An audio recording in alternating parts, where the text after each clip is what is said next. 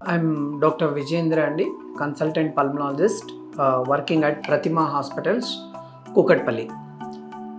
ఈరోజు మనం ముఖ్యమైన విషయం తెలుసుకోవాల్సింది ఏంటి అంటే, ఈరోజు వరల్డ్ నో టొబాకో డే. ఇది ఏంటి అసలు? ఎందుకు ఈ వరల్డ్ నో టొబాకో డేని May 31 నాడు ఎవ్రీ ఇయర్ ఎందుకు సెలబ్రేట్ చేసుకుంటాం? ఎందుకు దీని యొక్క ముఖ్య ఉద్దేశం ఏంటి? 16వ శతాబ్దంలో ఈ పొగాకు అనే దాన్ని ఒక ఔషధ మొక్కగా వాడేవాళ్ళు. సో అప్పటి నుంచి ఇది కల్టివేషన్లోకి ఎక్కువగా వచ్చింది. తర్వాత ఇది ఒక వ్యసనంలాగా పొగాకు యొక్క ఉత్పత్తులు లైక్ సిగరెట్స్ కానీ బీడీ కానీ ఇట్లాంటివన్నీ లేకపోతే ఉండలేని పరిస్థితి వస్తుంది. సో అప్పటి నుంచి వరల్డ్ హెల్త్ ఆర్గనైజేషన్, ప్రపంచ ఆరోగ్య సంస్థ ఏం చేసిందంటే 1987 సంవత్సరం నుంచి ఇది వరల్డ్ నో టొబాకో డే అని May 31 ఎవ్రీ ఇయర్ సెలబ్రేట్ చేసుకోవాలని ఒక కంకణం కట్టుకొని ముందుకెళ్తా ఉన్నారు. ఏంటి ఎందుకు ఇట్లా సెలబ్రేట్ చేసుకోవాలి? అసలు సామాన్యమైన వ్యక్తులకు ఏ ఇన్ఫర్మేషన్ ఇస్తే పొగాకు దాని గురించి అవగాహన కార్యక్రమాలు కల్పించడం అనేది ఎంతో ముఖ్య ఉద్దేశం. అసలు బీడీ, గుట్కా, చుట్ట వీటన్నిటిలో దాదాపుగా వాడేది పొగాకే. వీటి వల్ల 7,000 రకాల టాక్సిన్స్ వీటిలో పొగాకులో ఉన్నాయని, స్మోకింగ్ చేయటం వల్ల ఇవన్నీ హానికారకమైన పదార్థాలు కావడం వల్ల వీటి వల్ల లంగ్స్కే కాకుండా ఊపిరితిత్తుల్లో కూడా క్యాన్సర్ వచ్చే అవకాశం, లేదంటే ఇతర అవయవాలు కూడా దెబ్బతినే అవకాశం అనేది కూడా ఉంటుంది. ఇది జస్ట్ ఒక బ్రీఫ్ ఇంట్రొడక్షన్. పొగాకు మనకు సరదాగా చిన్నగా అలవాటైంది. సరదా సిగరెట్ అని ఒకప్పుడు మన వాళ్ళు, అది కాలక్రమేణా విపరీతమైన ధోరణి, అంటే సిగరెట్ లేకుండా ఉండే పరిస్థితి వరకు తీసుకెళ్తుంది. దీనివల్ల అనర్థాలు ఏంటి అని అంటే, ఒక పర్సన్ ఒక సిగరెట్ తాగినప్పుడు వాళ్ళ యొక్క ఫింగర్స్, ఒక ఏళ్ళు చూస్తే వాటిలో పిగ్మెంటేషన్ రావటం, ఈ పెదాలు చూస్తే నల్లగా తయారవడం, తర్వాత పళ్ళల్లో కూడా స్టెయిన్స్ రావటం, తర్వాత నోట్లో అల్సర్స్ ఫామ్ అవ్వడం, తర్వాత లోపలికి ఊపిరితిత్తుల్లోకి ఆ పొగపోయి బ్రాంకైటిస్ కానీ, సిఓపిడి కానీ, కొందరికి ఐఎల్డి, ఇంటర్స్టిషియల్ లంగ్ డిసీజెస్ అని అట్లా సివియర్గా ప్రాబ్లమ్స్ రావడం అనేది వీటి వల్ల జరుగుతుంది. ఊపిరితిత్తులకే కాకుండా అదర్ ఆర్గాన్స్ ఏంటి, హార్ట్లో స్ట్రోక్స్ రావడం, బ్రెయిన్లో స్ట్రోక్స్ రావడం, ఇట్లా తర్వాత కోలాన్లో ప్రాబ్లమ్స్ రావడం, ఇవన్నీ కోలాన్ అంటే జీర్ణ వ్యవస్థలో ప్రాబ్లమ్స్ రావటం, ఇవన్నీ జరుగుతూ ఉన్నాయి. ఇవే కాకుండా మనిషికి ఒక యాంగ్జైటీ ఉండటం, మూడ్ డిజార్డర్స్ ఉండటం, ఇట్లాంటివన్నీ స్మోకింగ్ చేయడం వల్ల వీటన్నిటిని కాన్సిక్వెన్సెస్గా చెప్పవచ్చు. వీటన్నిటి ప్రాబ్లమ్స్ పొగాకుని నివారించవలసినటువంటి అవసరం ఎంతైనా ఉంది. మా దగ్గరికి పేషెంట్స్ వస్తూ ఉంటారు.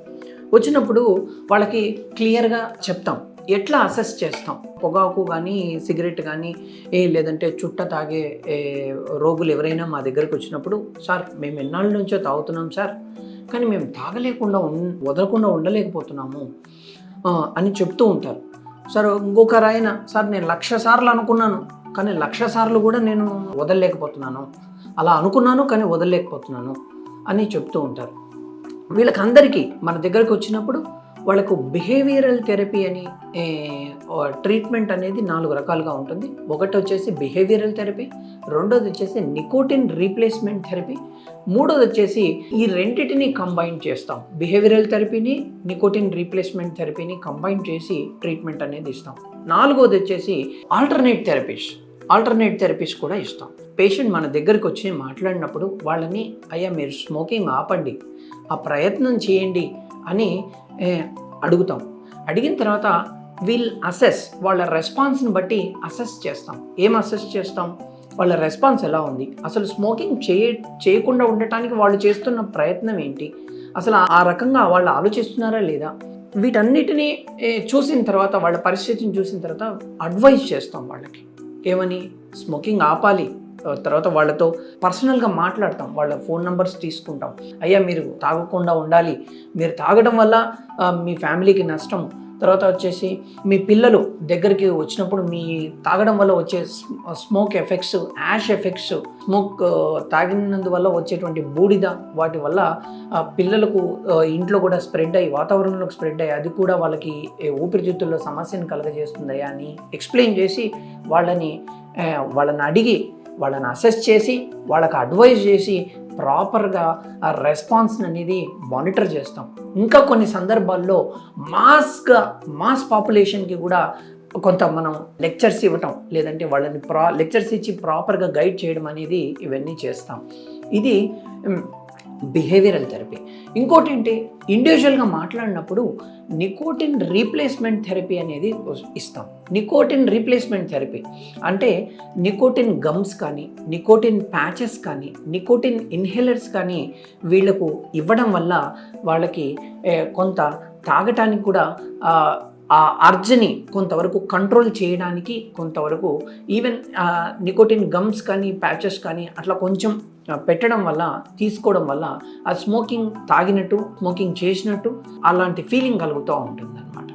మూడోది, ఈ రెండింటి ప్రయత్నము అంటే behavioural therapy, nicotine replacement therapy రెండింటిని కూడా కంబైన్ చేసి కూడా మేము వాళ్ళకి అడ్వైజ్ చేయడం జరుగుతుంది. నాలుగోది వచ్చేసి ఆల్టర్నేట్ థెరపీస్. ఆల్టర్నేట్ థెరపీస్ ఏంటి? యోగా చేయటం, ప్రాణాయామ చేయటం. ఇంట్లో పెద్దవాళ్ళు అయితే వాళ్ళ పిల్లల్ని, వాళ్ళ మనవలు మనవరాళ్ళతో కొంత టైం స్పెండ్ చేయటం, తర్వాత వాళ్ళకు పత్రికలు చదవటం, వాళ్ళు కూడా సోషల్గా వాళ్ళు ఏదో ఒక పనిలో వాళ్ళని బిజీగా పెట్టడం వల్ల ఇవన్నీ వాళ్ళకందరికీ హెల్త్ని ఇంప్రూవ్ చేసుకోవచ్చు. స్మోకింగ్ని దూరం పెడదాం, స్మోకింగ్ వల్ల వచ్చేటువంటి అనర్థాలని అరికడదాం. Thank you.